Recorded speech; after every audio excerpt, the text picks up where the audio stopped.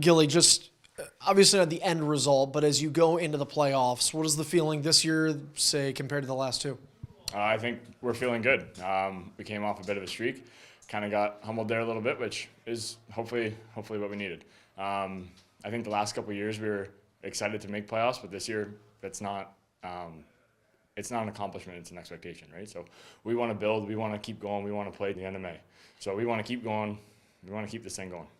I'll kind of piggyback off one of the things you said. You guys were riding hot. Is there sometimes a positive to take a loss now as opposed to next week and just kind of, I don't know, be reminded of what that's like going into the playoffs? Yeah, I mean, never a great time to take a loss. It's never fun. But we're just focused on next week. We're focused on getting to Vancouver, settling in, and taking it to them.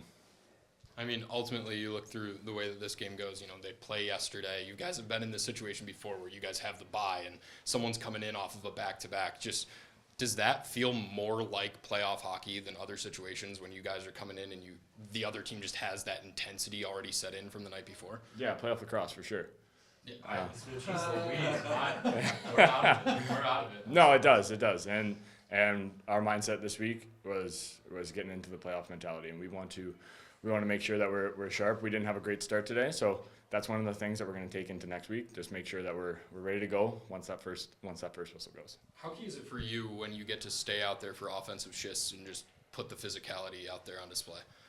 It's fun. I like to get up there and run around. I don't know if the other guys like it, but I enjoy it. Sometimes it makes me really tired. Do you feel like ultimately, I mean, in a game like this where you have that slow start, that's something that's needed as you get into those second and third quarters, though? Just maybe send in a D guy into the offense and just getting a little bit more physical?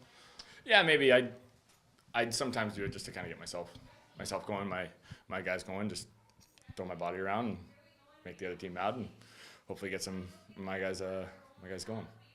Ultimately, with this Vancouver matchup, you guys knew coming into it. I mean, obviously, you don't overlook a game, but you kind of just said it there. Was there any sense that you guys knew ultimately, no matter what, the matchup was set, and at the end of the day, you can kind of get away from this one? No, we want to come into every game playing strong, win every game.